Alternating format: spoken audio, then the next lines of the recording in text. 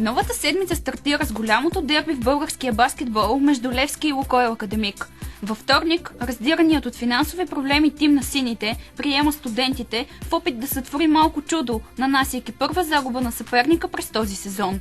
На следващия ден стартират четвъртфиналните сблъсъци в турнира за Купата на България при дамите. В края на седмицата са мачовете от поредния кръг на Националната баскетболна лига, а в четвъртък и петък най-добрите отбори на Стария континент ще изиграят срещите си от топ 16 на Евролигата.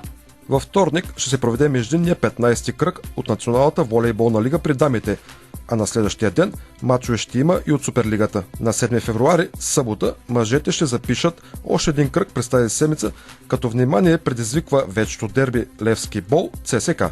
На 3 и 4 февруари в Бундеслигата ще има междинен кръг, а дербито е във вторник. Байерн приема Шалке 04.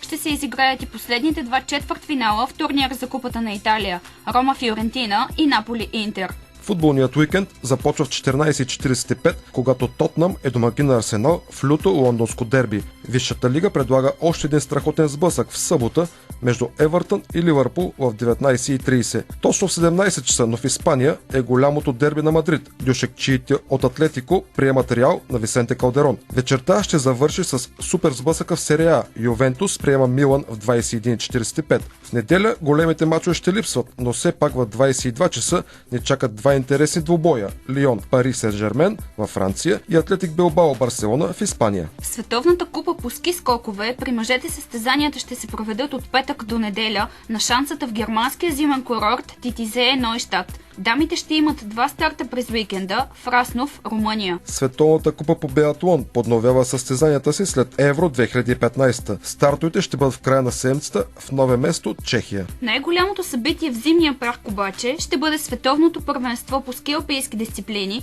което стартира на 3 февруари в канадския център Бивър Крик.